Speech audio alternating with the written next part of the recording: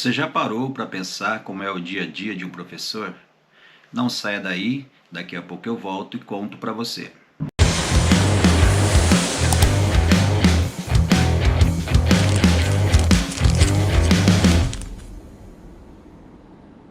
Pessoal, saindo aqui da escola Padre José Anchieta, nós vamos fazer uma aula diferente. Vamos fazer uma aula extra classe. Vamos até o Museu Étnico Arqueológico ali no bairro da Itaipava. Estou levando aqui a turma do 6º e do 7º ano para nós fazer uma aula diferente, né? Saindo da sala de aula e vou estar gravando aqui um pouquinho da nossa rotina, um pouquinho do nosso dia aqui, começando cedo aqui, nosso momento aqui de aprendizado para os nossos alunos aqui da Escola Padre José Anchieta. Pessoal, acabamos de chegar aqui no Museu Étnico Arqueológico aqui do bairro Itaipava. Tô aqui com a galerinha aí, ó. Galerinha, o que tem que fazer aí? O que tem que fazer? Quem tá assistindo esse vídeo no canal aí, o que precisa fazer, pessoal? Se inscreve no canal! Deixa seu like!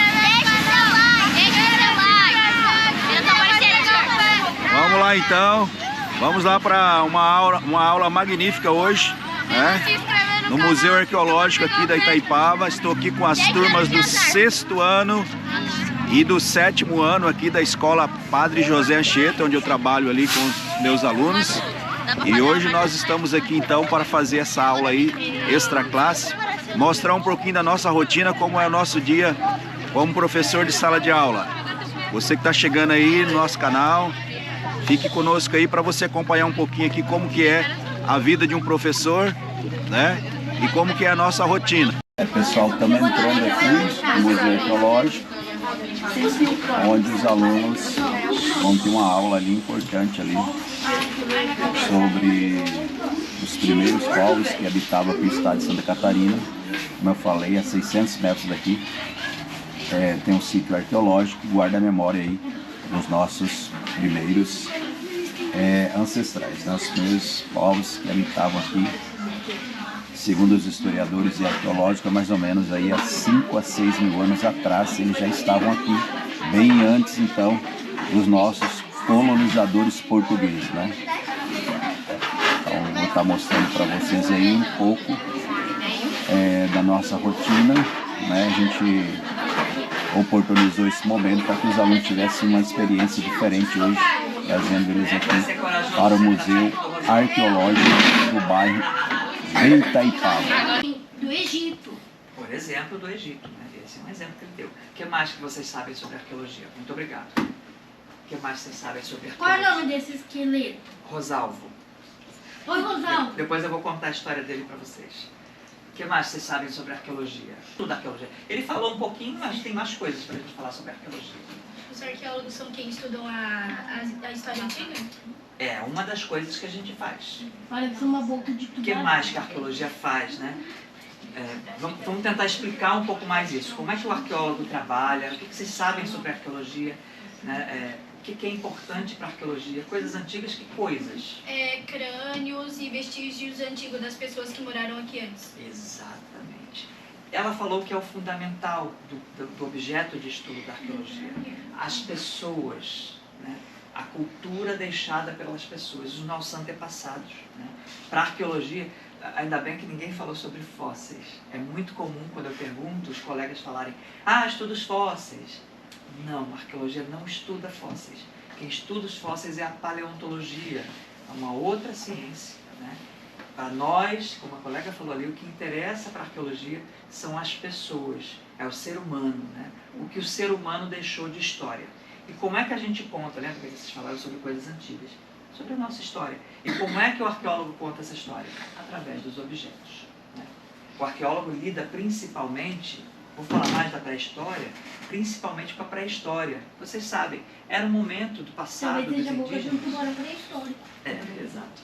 No caso do Brasil, vamos falar sobre o Brasil. Ele lembrou do Egito, né, que é uma civilização muito antiga, que a arqueologia também estuda, só que é uma civilização tão complexa e tão grandiosa que o estudo chama-se egiptologia, específico daquela civilização, né? É a arqueologia mais específica. No caso do nosso Brasil, quem são os nossos antepassados? Os indígenas, né? Esses são os primeiros moradores daqui do nosso Brasil, do nosso continente americano. Então, a arqueologia brasileira vai estudar essas pessoas, esses grupos humanos, né? As coisas que eles fizeram, que eles deixaram, né? Para nós conhecermos um pouco da história deles, inclusive da saúde deles, que é o que o Rosalvo vai nos ajudar a contar aqui um pouquinho, né? Sobre como a gente conhece, né? Questões biológicas desses nossos antepassados, que são completamente diferentes daqui da gente. Nós estamos, por exemplo, numa sala com uma diversidade, né? Uma pluralidade de pessoas. Está apontando para cá e esse está apontando para lá. Então essa é uma tíbia esquerda. E olha que coisa curiosa, né? Vocês estão vendo que a proporção, deixa eu pegar o lado de lá. Esse é um cara de 1,70 m, ele vivo ele teria 1,70 m, o Rosalvo, né? E esse aqui provavelmente era bem menor, porque olha o tamanho como é diferente dessa tíbia. Deve ser de uma criança, um bebê. Não, era de um adulto. Mas olha aqui, a diferença. Lembra que eu falei para vocês que os indígenas, basta a gente olhar os indígenas hoje, né? A gente vê jogadores de basquete com 2,20 m.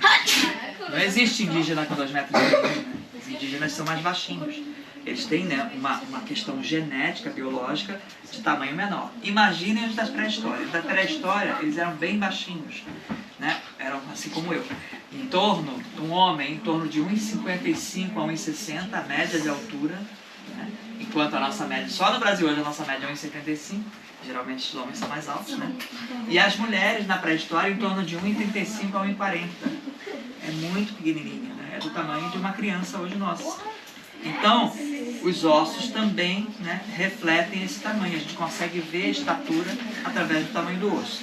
Bom, a gente viu que é uma tíbia, isso aqui, né? Um pedaço da tíbia esquerda, né? Não dá para saber se é masculino ou feminino, porque não é um osso índice, como eu falei, né? A não ser que tivesse o conjunto inteiro. Mas se eu só tenho esse osso, fica difícil de eu ter uma certeza se é masculino ou feminino. Vai. Por que o osso fica se explorando? Então, vamos falar. Isso aqui foi quebrado durante um tempo, né? É muito antigo.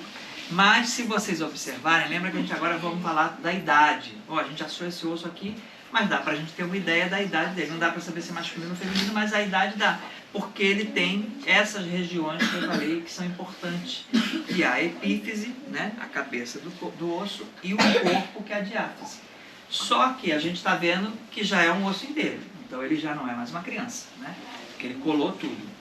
Porém, né, ele tem algumas questões, né, dessas porosidades. Lembra que eu falei para vocês? Poroso é isso, todo furadinho, né? Essa parte aqui não é porosa, mas essa parte é porosa. E a gente vê que está bastante poroso ainda aqui. Aqui está bem limpinho, o osso não tem nenhum problema de artrose, como eu falei, de bico de papagaio, nada disso. É um osso que não tem problemas ainda articulares. Então, apesar dele não ser mais uma criança, a gente pode colocar ele como adulto, ele é um adulto velho ou um adulto jovem? Adulto jovem. Jovem, né? Ele ainda estava também como o Rosalvo em processo de formação. Por isso que aqui é tudo assim, né? Ainda tudo furadinho. Se ele fosse mais velho, como eu falei, né, já seria apagada essa marca aqui. Seria lisinho como isso aqui. Então ele é um adulto jovem. Também deve ter nessa faixa entre 20 e 25 quando morreu. Era um cara bem novo. Né? Para nós ele era muito jovem. Para eles ele já era um adulto. Né? Então a gente consegue ter uma ideia. Olha que interessante. Uma balança, mas para quê? Em outros lugares que vocês veem essa forma. Nas flechas. Sim, mas essa forma a gente vê em mais outros lugares. Uma seta. Uma seta que está onde? Nas placas de trânsito, por exemplo. Né? Onde mais? Computador. Olha, na tecnologia, a gente usa o cursor com essa pontinha. Então, olha quanta coisa a gente aprendeu com eles. Eles usavam para uma coisa só. A gente foi aprimorando. Por isso que o passado é importante para a gente, né? A gente tem que conhecer o passado para ir aprimorando e melhorando o futuro. Então, é isso. Então, pessoal, era isso, né, que eu tinha que mostrar para vocês hoje. Um pouquinho aí da minha rotina, do meu dia a dia de trabalho como professor, né? Mostrei para vocês aí na parte da manhã eu estive lá com os alunos no Museu Arqueológico, né? Daqui do bairro de Itaipava, né? E agora aqui compartilhando com vocês um pouquinho do meu trabalho aqui como professor de projeto de educação ambiental, aqui mostrando um pouquinho para vocês da nossa horta sustentável. Se você gostou desse vídeo, né, eu peço gentilmente que você compartilhe, né, que você curta, se você puder se inscrever nesse canal para nos ajudar a levar informações para outras pessoas, né, eu ficarei muito agradecido. Bom, pessoal, fiquem todos com Deus e vamos todos cuidar do meio ambiente, porque meio ambiente é qualidade de vida, meio ambiente é saúde e precisa das nossas ações aí sustentáveis para garantir um futuro aí para a nossa geração. Beleza, pessoal? Espero vocês no próximo vídeo.